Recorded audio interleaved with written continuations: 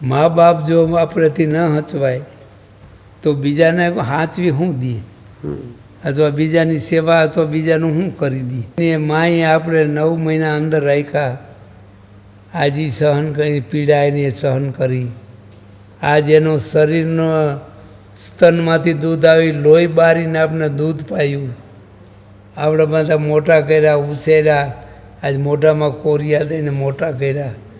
આજ એ આપણે આપણા ઘરમાં પત્ની આવીને પત્નીના કહેવાથી અને મા બાપને છોડી આવવા એ કેવું પાપ થાય.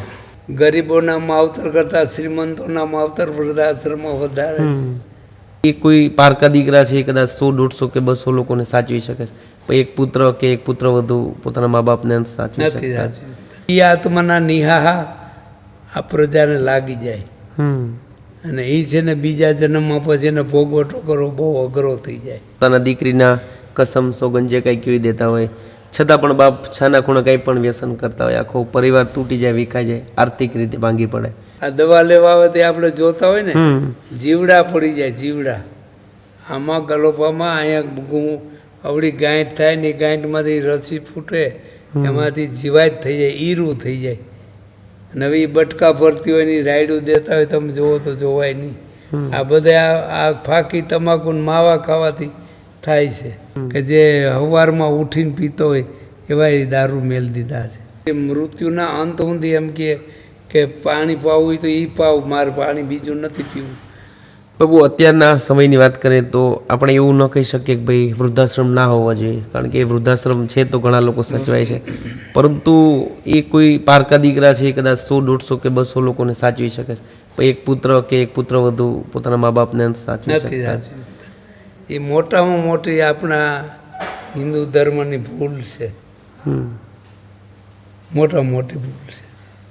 વૃદ્ધાશ્રમ ખરેખર હોવા જ ના જોઈએ.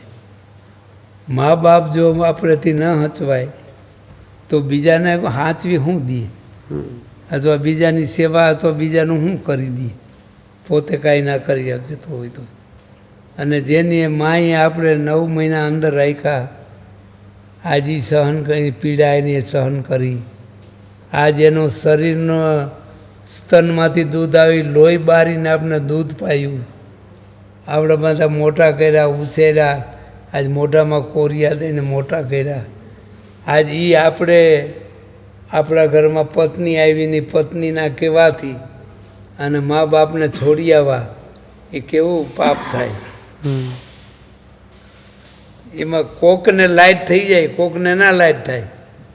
એમાં એકવાર એવું થયું, એક ભાઈ હતા, બહાર નહોતા, બાપુજી હતા, અને લગ્ન થયા.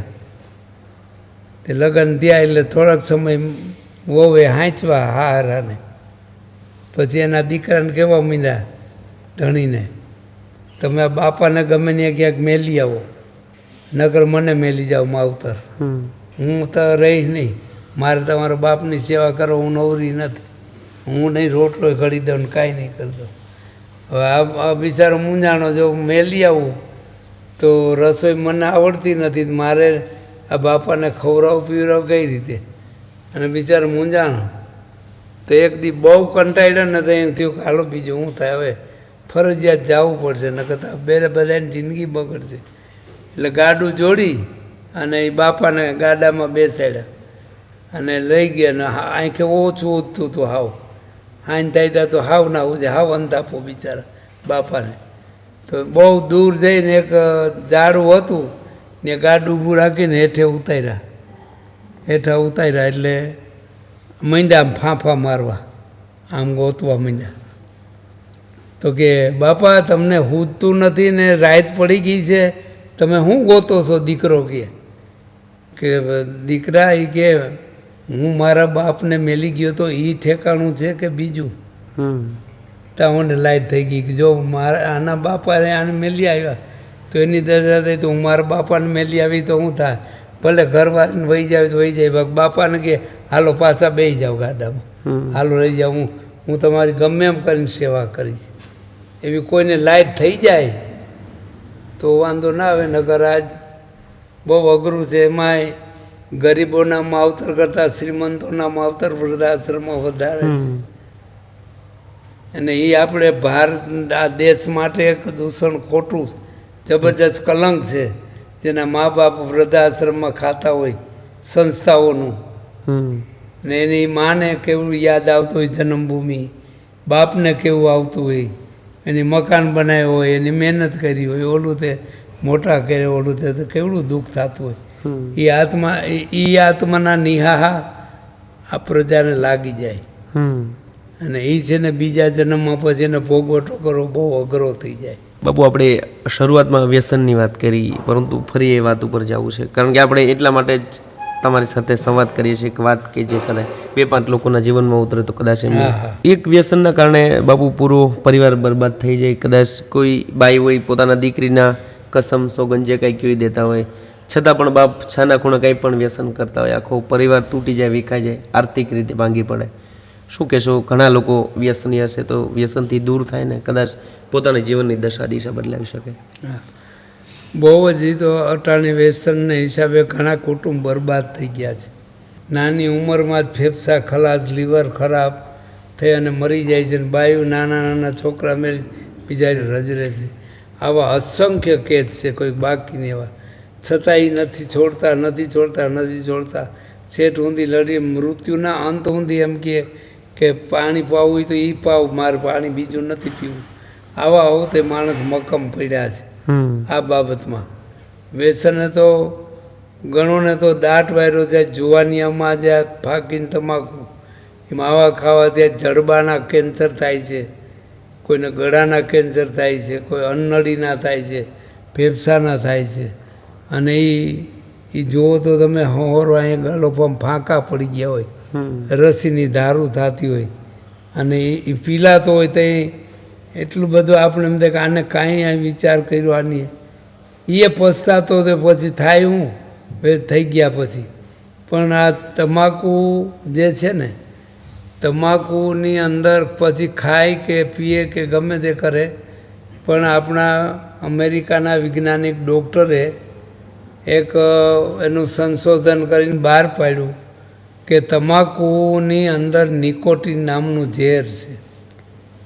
એ ઝેર ગલાફામાં રાખે તો ભલે, હોઠમાં રાખે તો ભલે, એ થૂકની લાળ ભેરું ધીરે ધીરે શરીરમાં પ્રસરે છે. અને અમુક સમયે જે એને શરીરની શક્તિ ઘટે ને, તે ભયંકર રોગનું સ્વરૂપ લઈને ઊભું થાય છે. તો આ તમાકુમાં એટલી બધી ખરાબી છે. પણ છતાં જેને ઢોર નથી ખાતા, ખેતરું વાળ્યું વાવ્યું હોય ને એમાં વાડ ના કરવી પડે, રખોડું ના કરવું પડે, કોઈ ભૂનનું એની અંદર કરતું નથી, એવી તીવ્ર ગંધ છે, એને માણસ જ ખાઈ રહ્યો છે. અને કારણ એક ઘડીક વાર એક નશા માટે કેફી પદાર્થ છે, પણ એ નથી છોડતા. જો નથી છોડતા, પ્રાણ વયા જાય ત્યાં સુધી નથી છોડતા. પમેની માથે બહુ ભાર મેલીને આજ પબ્લિકને ઘણાને છોડાવ્યા છે. અહીંયા દારૂ હોતે છોડાવ્યા છે ઘણાને. દારૂ તો ઘણા માણસોએ છોડ્યા કે જે સવારમાં ઉઠીને પીતો હોય એવા એ દારૂ મેલ દીધા છે. ઘણા છે અમારી પાસે કેસ એવા. ને વ્યસન મુક્તિ માટે અમારું હવે તો સમય નથી રહેતો, નકર દર રવિવારે અમારે સત્સંગ હોય અને કોઈ માણસનો અહીં થાળ હોય માતાજીનો. તો વ્યસનની માથે તો મારે બહુ મોટો પકડ, વ્યસન કરવા માટે બહુ જ મને ઓલું હતી. એટલે વ્યસન કેમ છોડે, વ્યસનમાંથી કેમ મુક્ત થાય, એ મારી અતિ ભાવના.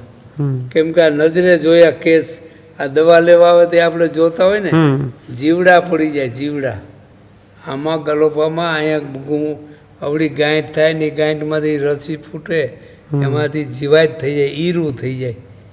નવી બટકા ભરતી હોય ની રાયડું દેતા હોય, તમે જોવો તો જોવાય નહીં. આ બધા આ ફાકી તમાકુ માવા ખાવાથી થાય છે.